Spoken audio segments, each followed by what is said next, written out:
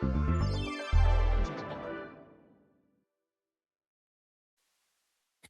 everyone, we're back with the Jokes on Her podcast. I just wanted to take a second to introduce this episode with Ms. Laddy. Ms. Laddy owns the Funny Vibes Comedy Club in Haverhill, Massachusetts, and not only is she a hilarious comedian in her own right, but she is a boss producer, okay? We talk about all the things production, all things comedy, all things getting started in the comedy scene, and professionalism, and everything there is to know about getting started, whether you want to do comedy or produce comedy. So I hope you enjoy this episode, and looking forward to doing a whole bunch more new episodes in the new year that you guys will just love. So here we go. It's our episode with Ms. Laddy. All right, beautiful Miss Hello. Lottie. I am so happy to have you here with us today. Um, For having me. I'm I, excited to do this. I was like, you joke's on know, her? No, joke's on you, and let's do this. hell yeah. Oh my God. I was gonna queue up the song, but then I Yeah, wasn't sure if I found the right one. It's the one by Dougie Fresh, right? of course, yes. Okay. Listen, I'm not so familiar with Dougie Fresh, so I Okay. had to do some research. Listen, I appreciate the research. Thank you. So, of course, and then of course, in doing the research, Ms. Laddie Daddy, she likes to party. My Yes. first question has to be, what is your ideal party? What's my ideal party? Oh, that's such a good question. Nowadays, my ideal party is like bring the food. Bring the food. I will bring the vibe. I like wine. I like to chill out and wine. And when I'm feeling spicy, give me an espresso martini. Okay. Ooh, Yeah. okay.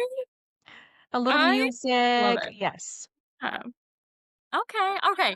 And so take me back to the beginning. Take me back to when you first started doing comedy. Okay, that was 4 years ago, so I've been in comedy for 4 years. I started by taking, a writing class, like, I always wanted to do comedy, like, I grew up in the era of Def Comedy Jam, and I don't know if we're from the same generation, if you know Def Comedy Jam. Love watching Martin Lawrence being the host. I was like, "I wanna do that. I wanna go on stage one time, just one time." I wanted to do an open mic, but never had, like I guess the stars and the moon did not align for me to do Mhm. that back then. Yeah. And I got a chance to take a writing class 4 years ago. And then at the end of the writing class, there was a comedy show. I invited my closest 14, 15, about 15 people showed up, family and friends. And then I was like, oh, shoot, this is an addiction. Nobody told me. So real. It it's been nonstop since then, and, Funny Vibes along the way was Ah, born, and here I am today. oh my gosh. I love it. So the class that you took, was that in Boston or was it somewhere else? So that was during the pandemic, so it was mostly online. I think we had, like, maybe 2 in person. Yeah. Oh my gosh. Wow. And so what was it like starting in the pandemic era? Like that must have been so strange to like do comedy online. Uh, well, it was like that. It was writing class online, and Mm. then I didn't do stand up online. I'm Mhm. glad that I didn't. I did hear that a lot of stand up comedians were doing that, and that was Yeah. a weird time, but it was something that they needed to do based on the times. But I remember just walking into the venue, and we're all masked, and we take off the mask when we're going on stage, which was Mm. strange, right? Because I couldn't think and breathe and talk at the same time. I was like, "Wait, I'm not getting enough oxygen?" But yeah. Gosh. What a crazy time, crazy world. But I love it. So tell me about how maybe you had this moment when you were doing comedy that you were like, it's gonna be more for me. Like it's gonna be a club. It's gonna be show production. It's gonna be more than just getting up on stage. Was that like a moment that you had? Was it like a slow burn? Like how did Funny Vibes like come to be? I love that question. And let me tell you, just to go back, when I did that one time comedy show, that was it. I was like, I'm not going to do it again. This is something that I've always wanted to do. I was finding myself and I said, I want to do comedy at least once. So I met that expectation. And then I kept on getting booked. I was talking to people, they're like, "Oh, you do comedy? Well, I know somebody that can get you on stage." And I was like, "Sure, I'll go on stage." And I was like very nonchalant about it. And Mm. as I started to build relationships with promoters, so this is where my networking skills come in, right? In business, if you want to know about that business that you're going into, you connect with those people. So for me, it was the promoters and the headliners, like, "Oh, how'd you get this far?" Or how do you put Mm. shows together? And watching them do that thing. And I was like, oh, well, maybe one day I'll put on a show just to say that I could do it. And I found this location in Quincy, and it was in December. In 11 days, I produced and sold 85 tickets in 11 days. 11 days. I was 1 year in comedy or so. That's I love a insane. challenge. I didn't sleep. I got very little sleep, let me tell you. And I had people that really believed in me, like really rocked with me, like they wanted to see me win it. And it was a Tuesday. I filled a room on a Tuesday. I had people coming from Rhode Island to Quincy, people from Methuen. Do you know what that drive is like? And So I know people in New England, they do not like to drive.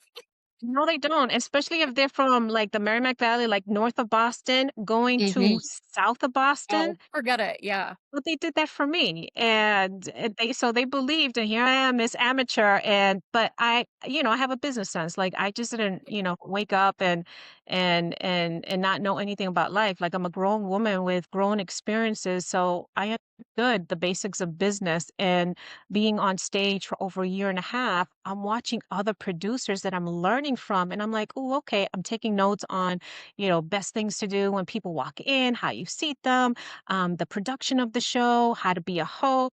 I'm still learning how to be a host. That's awesome. Like you have come so far in such a short period of time, which is insane to me. But it seems like you have this like business background that seemed like so easily applied to comedy. Like, is that what you found? And like, have you like been able to lean on that background to like I think the hardest thing as a producer, I mean, just speaking as someone who also produces shows, is like butts and seats. And you got that so quick. Like, how did you get that? How did you get that secret sauce? You just manage people. You tell like when you believe in what you're doing, the point to believe in what you're doing. Mm, And if you have people that support you, all you have to do is ask. mm, Ask. And then there mm, was times that I would forget to send an invite to one person. They're like, "Why didn't you invite me?" I was like, you don't have to wait for an invite, just show up." But there's people, they want that personal invitation. So it's like copy paste, copy paste, copy paste, mhm. master text, master Yes. DMs, master emails, and Mhm. then promoting. And then when I'm out there doing shows myself, is like, "Oh, what's up? What are you doing next?" I'm like, "Oh, I started Funny Vibes brand. So we have a show every month in Quincy."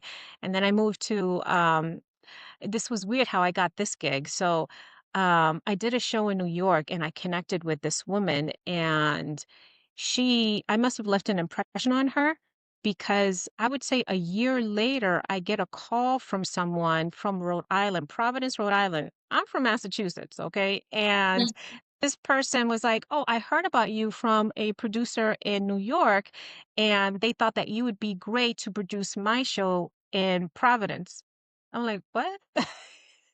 At this point, I just started to do shows. I probably had like 3 shows under my belt in producing, and I said, "Sure." It was this cute little, it was like a hookah bar, very sexy vibe. It had like 50 seats, and I was like, "Let's do it."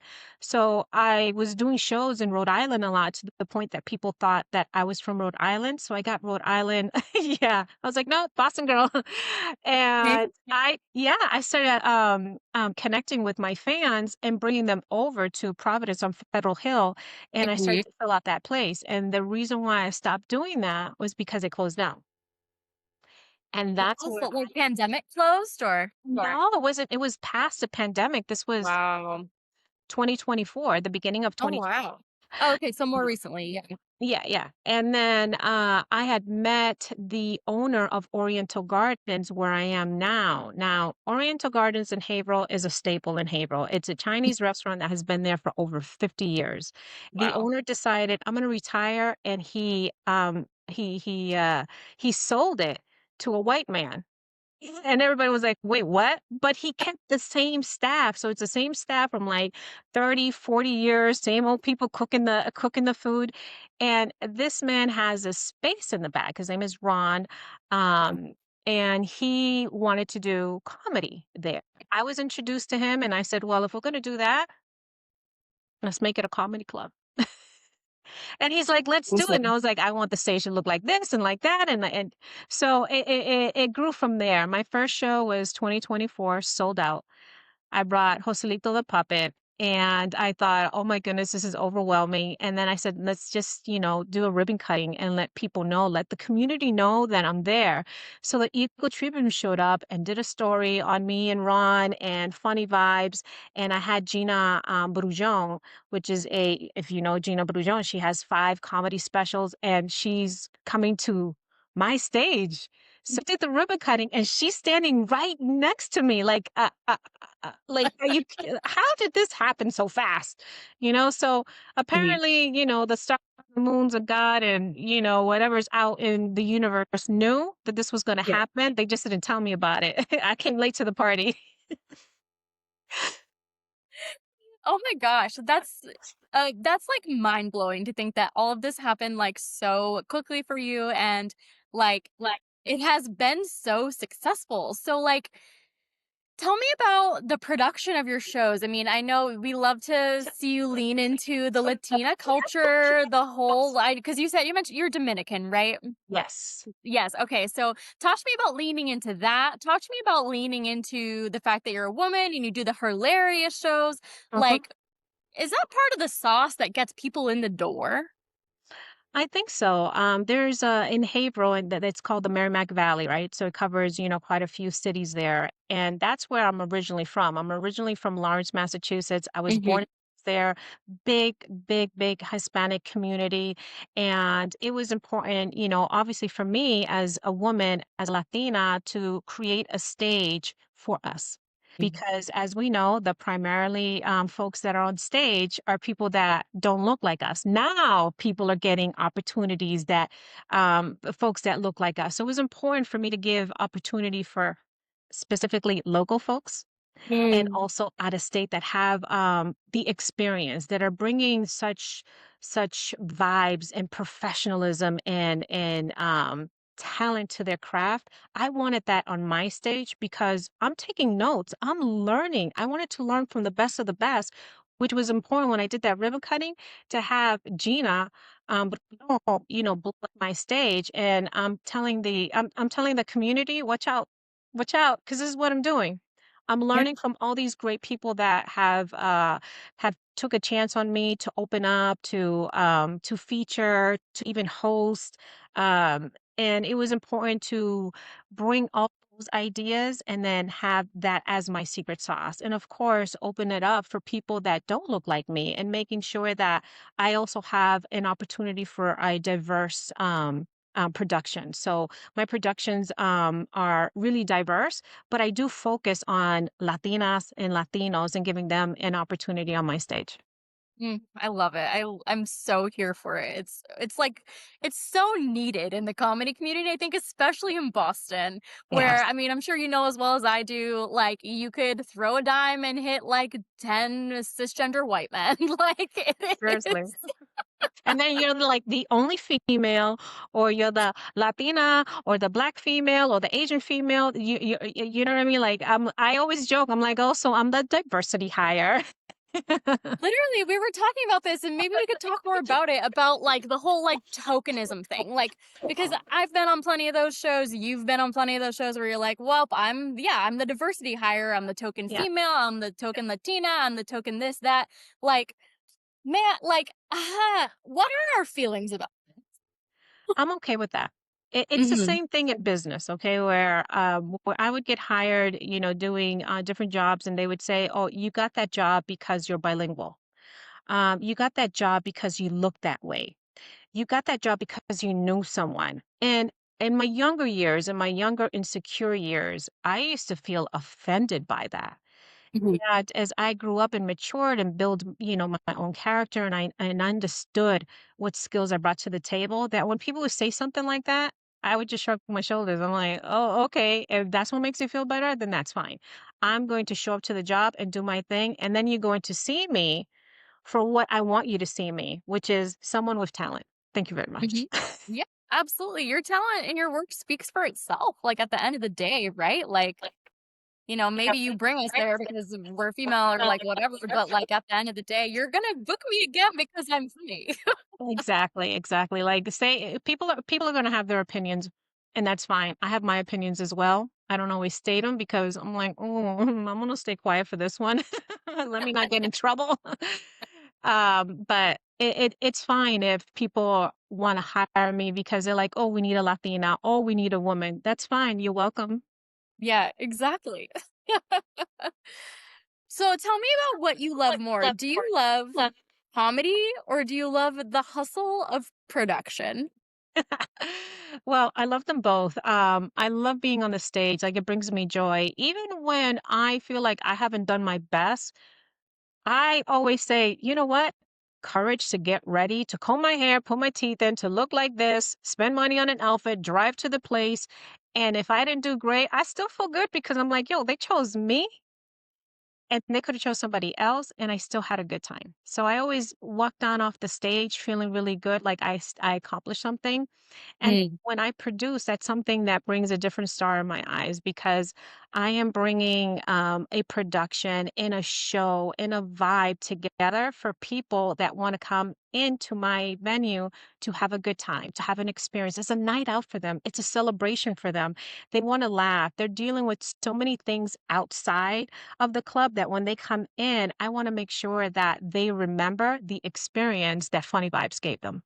Mm, such a beautiful thing, especially in this like dark world to be able to Seriously. offer that. Yes. Yeah. Oh my gosh.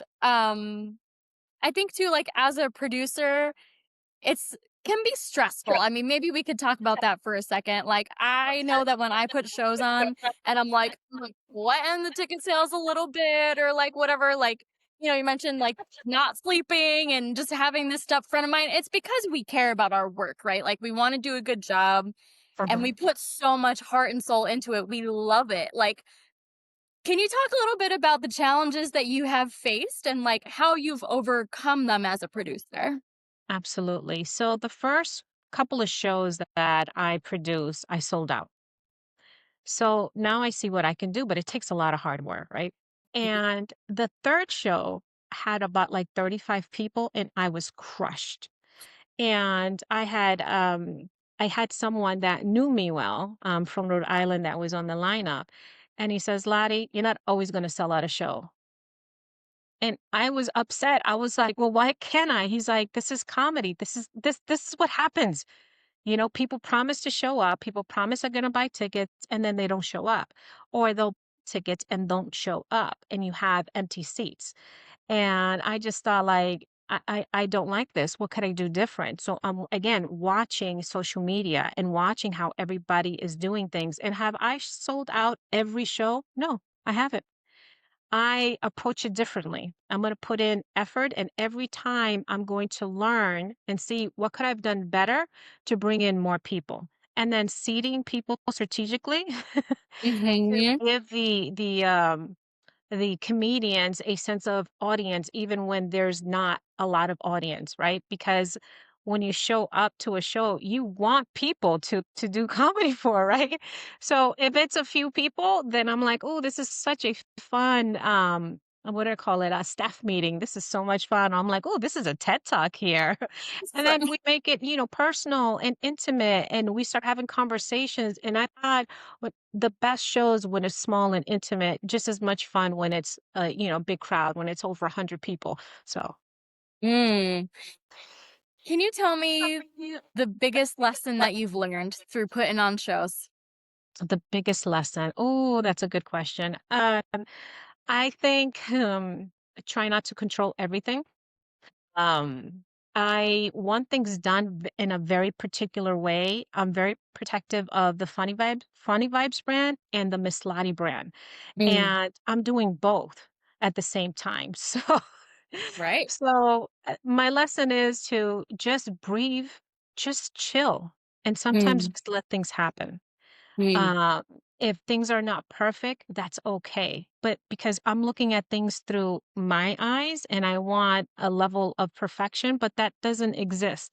So I'm learning to just chill and let the people that I have hired to, to support me, let them do what they do. Now, if they need a sidebar, just know that I'm going to give them a sidebar. Like, what are you doing? Like, bro, no. would not ever put that past you. You're gonna say what needs to be said. Listen. Somebody's got to write something. Right? Let's talk about you as a comedian a little bit. We'll shift gears a little bit. Like, Okay. tell me, and I have heard your set, and it's awesome. So tell me a little bit about where you draw your inspo from, Mhm. and what is the process like for you? Like, are you one of those comics that writes? Do you write a lot, or do you just riff? So I write. I write a lot. I journal a lot, and some of my journaling, I go back and I'm like, "Well, that's hilarious," and it's not meant to be a joke. It's just journaling, but I pull some of that into my set, and I'll work on it during open mic. Mhm. Here's the fun fact: when I started, I didn't do any open mics; it was shows. So all my new material was with shows. Wow. So now I have my own open mic, and I test a lot of some of the new stuff that I've written, but I pull from my life experience from being brought up from immigrant parents that were very strict and religious. And I was the youngest of five children. So I just had to bring some of these jokes. And again, a lot of it's either from an ex-husband, Right? my dating, my Mhm. mom, and I think on my 3rd year in comedy is when people realized that I was a mom, and then a mom to adult children, and I start talking about them. My daughters have actually helped, with the shows, checking people in or selling raffle tickets or merchandise. So yeah, so everybody gets it. Everybody gets talked about, like, everything's a bit for me. I think it's great opportunity to get creative with so many different topics that come up in my life. I love it. I'm also a little sister, and you being the youngest of 5, like, I can only imagine the hijinks that, like, went on in your household, like, growing up. So I Uh-huh. wanna take a sidebar to ask you, what's the most toxic little sister thing that you've ever done? Okay. So I grew up, my mom is a beautician, okay? So we grew Mhm. up getting our hair done. But there was a lot of us, so we didn't always get our hair done consistently. So my brother had his hair done and it was blow dried. And it was just like a pushback. And he was just being too cocky for my taste. And I was eating spaghetti. This is bad. And he was sitting there and he's like, like, look at me. And I was so mad. I was probably 10 and 11 years old. I grabbed the bowl of spaghetti and I just threw it at him. I was like, "Not so cute, huh?"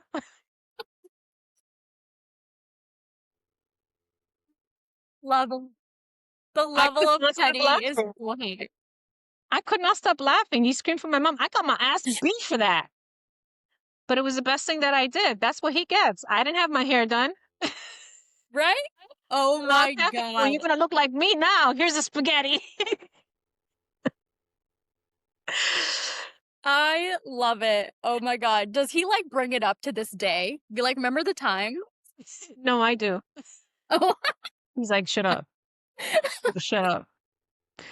But he's the first one, he comes to my shows, and, when I say something that is kinda like on the sexual or somebody flirts with me while I'm on stage, he screams out, "That's my sister." So he's real proud of me. He's forgiven me. Oh my god, I love it. That is amazing. That's hilarious. My sister, so I only have one sister, but we're 13 years apart. Yeah. So we were in a time when, like, she was like in adulthood, like dating or whatever, and I would be like so young, right? And the way I would like grill her dates, I would like FBI style, I would look up the guys that she was dating like on the internet or whatever, because back in the day, we all shared a computer. Mhm. So I would like email the guy and be like, so Yeah. do you like my sister? Tell me more about that. And my my sister would be like, I'm so sorry, she's 10. Like, Oh my goodness. Oh, you were devious at 10, huh? Like me. honestly, like, I really should have pursued a career in the FBI. Like, I We're so good at that, aren't we? We will figure is things out. so good. Yes. Like, that's like, it's like a savage woman thing. Like, we're gonna always find out the dirt on what's going on. Oh, yes. When I tell people, that I have a criminal justice degree and a human Mhm. resource degree, they're like, "Oh, we ain't playing with her. She know too much." Right? It's so true though. It's so true. Oh my gosh.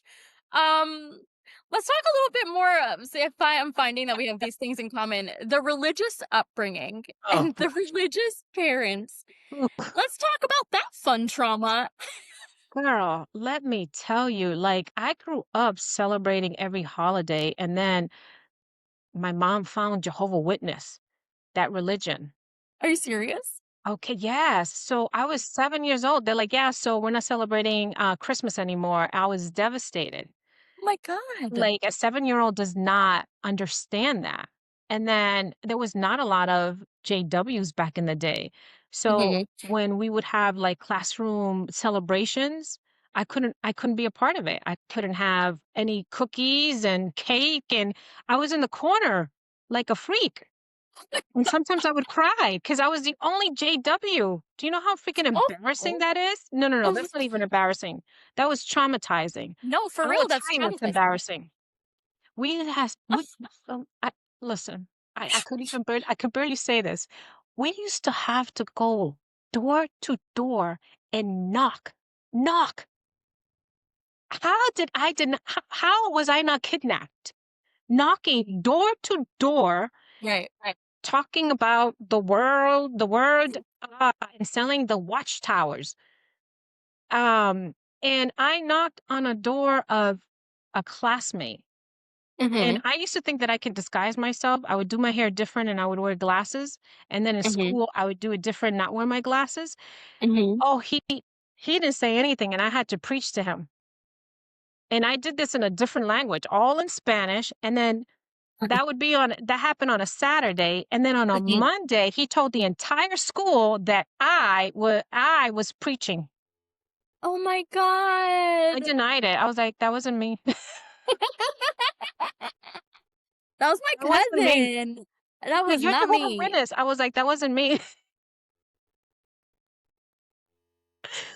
That And was yet they're me. like, but she's never in the room for birthday parties. It's so weird. No, listen, and it was awful because if I did not act like a church girl, people would be like, "Oh, and you're supposed to be Jehovah Witness?" I became like the spokesperson, and I didn't even want to be in the religion. So the My moment God. that I was able to get out, I was like, I ran like Forrest girl. I was like, no, no, I ain't doing this. I went back to celebrating Christmas. Oh yeah, victories for Christmas and birthdays and all the things. Oh Oh my my God, I hope my mom never god. sees this because she's always trying to.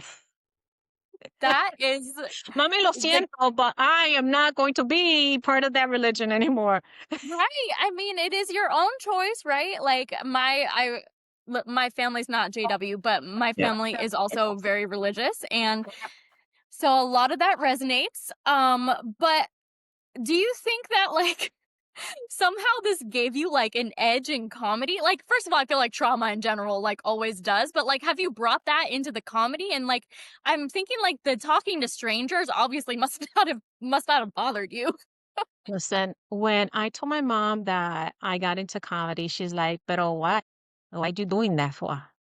And then when I would show her videos of people laughing at me, then she would say, "It was that religion that teach you how to speak to strangers. You knock on doors and you used to go to church and you used to do the little plays and you would talk to people and that's what you got comfortable." I was like, man, anything to take credit for what I'm doing as an adult, sure. Okay. So true. But So listen, true. but to her point, yes, it did. So one of the things that I'm comfortable with, people always talked about, is my stage presence. Like I'm comfortable on Mhm. stage with my body and my facial expression and moving around just enough just to like pull people into to my bits into my world on stage. Definitely. Wow. You had mentioned that when you were doing the preaching, you're doing Sí, it in Espanol. sí. So talk to me a little bit about doing bilingual comedy and because I think about it, I mess around with Spanish a little bit. I took Spanish in high school. I love it.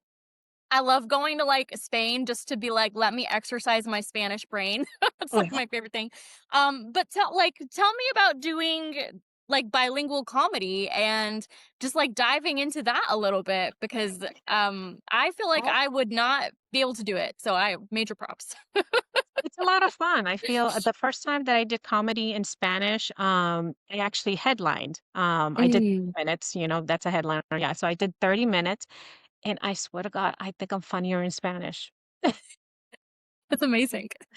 Well, you see, because my a lot of my comedy has to do with the culture. So Right. when you are do comedy and there's people from the culture and you're Hmm. saying things that are really hitting home to an entire audience, so they're all laughing, and that's different with bringing that same comedy in a diverse audience. They're going to laugh, and it may take them a couple of seconds. Some of them are like, I don't get it. Like, why is her mom calling her fat? Because that's what every Latina mom does. They look you up front and be like, you look like you gain weight. What are you eating? Everything you taught me how to cook, mom. Right. It's your fault. Oh my god. That's hilarious. the the family trauma that feeds us to who we become, like Seriously. Seriously. crazy, so crazy. I, Um, you have like a very distinct voice, and I feel like for some of us, like I feel the same way. Like it just comes so naturally to like who you are as a comedian. Like you feed on off of things that happen in your life that you know it's just so natural to like draw on these things because they're just so integral to who you are. Do you ever Mhm. get people who are like, I don't know, like they have something to say about it? Whether that's like cultural, whether that's like you're a woman, whether like, oh, this and this happened, like just like negative feedback, and how do you handle that? Yes, I have had positive feedback and I've had unsolicited feedback and I've had negative feedback. And it's always fun when you're hearing great things. And then when they give you unsolicited advice, it's like, oh, thank you for that. And then the next Mm, stuff that they say, I pretty much, express it the same way, like, oh, thank you for that. Oh, I appreciate you saying that. Some of the things is like my language, right? right. I curse a lot. I talk about sexual stuff, and I think that's freaking funny. I think it's hilarious. And being brought up in such a strict environment and then being the youngest and then being in the industry that I'm in, I still have a full-time job where it's in human resources. So, and then a mom and I'm a role model, right? Even when I don't want to be, I'm a role model. And I've always been, my voice has always been shrunk, right? People are always saying, "Oh, why are you saying that? Why are you talking like that?" Or you don't sound like you have an education. You don't sound intelligent." And I'm like, "What is all the projection? I know exactly who I am, right? Right. This is comedy for me. This is fun for me. And if somebody's going to be this critical about what I'm saying on stage, I just say, don't show up, don't come, don't support me. That is okay. I'm still going to sleep like a baby, whether you support me or not. But no one's going to silence my voice. Right. So that's my Mhm. biggest thing. In every aspect of my life, I've always had to adjust to the audience and it gets tiring. Right. I'm the Yep. person that people come to during my 9 to 5 where I have to do corrective action. I have to give Mhm. coaching and warnings and policies. That gets exhausting. So I want to put my hair down and just be a little sassy. And I want to say fuck and not apologize Yeah. for it. So when Oh I my say gosh. something on stage, I own it. And if somebody it doesn't resonate with someone, that's okay. That's okay. Find that Mm. comment that you resonate with, but you're not shrinking my voice. Oh, No, thank I you. love it. It's like the best advice ever. Like just to like never shrink yourself as a comic for anyone. If people don't like it, you're not for them. Exactly. And that's Exactly. okay. That's okay. Yes. Oh Yes. my goodness. Um, Tell me about a topic you will always laugh at. A topic I will always laugh at. It's probably children. When you're a mom, there's so many things that happen as a mom, like, oh, wow, that really, like even when you try to be a bougie mom, I don't know that I really was one. Maybe I was to some people, probably mostly my parents. Those were the Mhm. critics of all critics. And but I think, motherhood and raising children, that's a topic that's freaking hilarious. Like, Mm. I have jokes that I'm talking about that are pertaining to my kids, and my kids are like, "How far is this woman gonna go?" Far enough to get through therapy. Listen. I mean, you can only do so much. Listen, raising kids is traumatizing, right? Like they want to raise you. You know, I have Mhm. Generation Z and she wanted to raise me. And I have jokes on that. And she's soon to be a mom herself. And I'm like, oh my God, I can't wait to hear her experiences because I'm gonna be on the sideline like that's what you used to do to me. That's always how it goes, right? Like, Yeah. well, I'm so excited for you. I can't believe you're going to be a grandmother. Like, that's insane. I know. I know. She's like, what do you want the baby to call you? And I thought it mattered. And, I was over her house about a month ago, and she's like, "Do you wanna feel the baby kick?" And I said, "Yes." And I put my hand on her stomach, and I just started talking to the baby, and he starts to kick. We know it's a boy. He starts to kick, and she Mhm. says, "This is grandma." And I was like I was so excited. I was so giddy. And she's like, "So what do you want to be called?" And I said, "It doesn't matter." I thought it did. I thought like grandma or abuela was like something that sounded so old and so I'm like, I don't care. I don't I just can't wait to spoil this child. That's sweet. It's gonna be like a new chapter for you. Like, I don't know. I'm excited. And you know what? I'm excited to see the jokes that come from it. Like, there's gotta Oh be yeah. something. Listen. I'm a listen, and he's so gonna be so multicultural, okay? Listen, Dominican, Kenyan, and Irish. Oh Girl, my god. listen, not only he's gonna run fast, but he's gonna be sassy with rhythm, I love that for him already. He's got a right? beautiful family, a beautiful life. It's gonna be amazing. I'm so Yes. excited for you. Um, Tell me about your biggest comedy pet peeves, both as a comedian and as a producer, because it's different. A comedy pet peeve. Oh, when the audience is louder than me, when Mhm. they are just having sidebars, and I do not take that well. It really interrupts my flow, and Mm. I have a hard time getting through, so I'll just stop the comedy and be like, "Oh, I'm sorry. Am I interrupting your show?" I've literally have told people to shut the you know what I mean? So yeah, so that is something that I say during, when I'm hosting, "Don't be louder than the comics." It really interrupts us. You're here, be here, you know? Mhm. So put your phone away, and if your phone rings, I'm gonna grab it, and I'm gonna tell your girl or your guy that we're doing something nasty, and you're gonna have to explain the story. So don't play me. I love it, and it's so true. It's so Yeah. distracting when you hear those voices off, like, off the stage, like, elsewhere in the room, and, like, you're just trying to get through your stuff, and you're trying to do a good job. Like, it's so distracting, so Mhm. I get that. It Let's talk about like the importance of getting women on shows and booking women and just having like good relationships with each other. Like we're here, we should be supporting each other, not at each other's throats. Exactly. I think having the show hilarious, just us, period, is sending a message. It's sending a message that I support females in comedy and I want them on my stage. Mhm. And I can't get to everyone because I'm not doing, like 3 shows a day. But I'm trying to get to as many females in the show as possible to give them the support, to give them a stage, to give them an opportunity to work on their crafts as they grow as comedians. Um, that's all I can say about that. I think that Mhm. if females are having issues with other females, I look at it as we're in different healing journeys.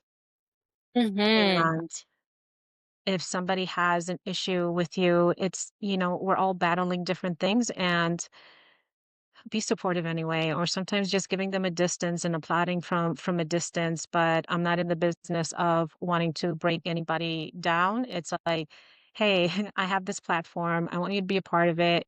Show up, be professional, and we'll have a good time. And yeah, everyone's on a different healing journey. That's all I can say about that.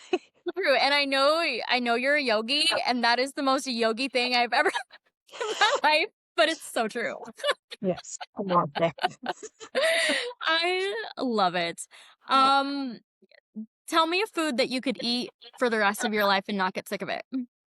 Avocado. Really? I grew up eating avocado. In fact, I had avocado before doing this podcast. I was like, "Oh, I'm kind of hungry. Instead of having some chips, let me have something healthy." So healthy. I love it for you. Healthy queen. Um, Dream vacation spot. No, not Maui, Bali. That looks Mm, so delicious. my gosh. I want That to be in sounds the middle of amazing. nowhere by the water with something cold in my cup. Mm, amazing. Um, Dream person to be on a comedy lineup with. Oh my God, Dave Chappelle. Mm, amazing. Couldn't. Favorite room that's not yours. Favorite room that's not mine. I would say comedy in Harlem. I was just there recently. I did the Ladies Room Comedy Festival and I got to go and I met Nikki and she's amazing. Yes, yeah, I love it there. They're so Oh, supportive. New York comedy, I mean, my experience, they're just so supportive. Like they embrace, there's no war between Boston and New York. At least it hasn't been my experience. And I've gone with jackets that says Boston and I'm like, "What's up? Yankees suck." And they laugh. Like this chick is crazy, but they yeah. appreciate comedy and they know I say that all in fun. Ugh, I had a great experience there. I loved it. So, and generally whenever I go to New York, it's a good experience. So, I love that. What's the most random place you've ever written a joke? Oh, in the shower. Really? Can I tell you, like, my inspiration the most calm when I'm driving and when I'm in the shower. So I keep my phone close to the shower. So if I get that inspiration, and then I'm like, my phone's all wet. What is your biggest piece of advice for a baby comic who's just starting out? It's a business. How you Mm. behave off stage is more important than how you behave on stage. Mm. I think that's so true. It's so true. And I feel like some people struggle with the business side of the fact that like you are essentially running your own brand, whether you like it or not. Absolutely. Absolutely. Like understanding being on time, or showing up Mhm. early, right? Mhm. Being respectful of the venue, staying to the end, Mhm. and and when you go there, is going with a positive mindset, right? Because you're around other comedians that are in the lineup, and everybody's trying to get into their zone. And if you decide to bring whatever you brought through the day in that space, people are going to remember that. People are going to remember what vibe you brought. Um, you got to treat it like a job interview. Best foot forward. Absolutely. Because when a producer has a lineup of comedians that understand that, they're going to get booked again and Mhm. again and again because now you're going to be the person that respects and is easy to work with. We don't want, you're a producer as well. Listen, don't make our jobs tougher as a producer because we're managing, we're making sure that everybody has everything that they need. We're doing sound check, we're looking at customers, and if we have a problematic comic, now that's bringing stress and pressure that we don't need. So I did a workshop about professionalism and Mm. how to network, how to show up, and um, how to look at yourself as that brand, as that even if you're a new comic, just showing up in a professional way. Because if you don't, it's going to hurt. I'm not going to say you're not going to make it. It will hurt. It will hurt, and your reputation does carry you. This has been such a great conversation. Thank you so much. I love talking to you. I love learning from you. All of the awesome things, all of the funny vibes, of course. Any final thoughts on life and the industry and navigating it all? Well, thank you for having me because I did enjoy being here. I think we've been together for almost like an hour now, and I think this is fantastic. I can't wait to see the whole thing and grab some of the clips and post it and also support you in your journey on Jokes on Her. And those that are watching, please follow Miss Lottie Comedy and also Funny Vibes Comedy. Yes, we'll link it all so that we can get you all of our followers to go to your shows and support you because like what you're doing is so important in this scene, and like just want to say thank you for doing it all. Like it is so much hard work and it is seen. So, thank you. Thank you.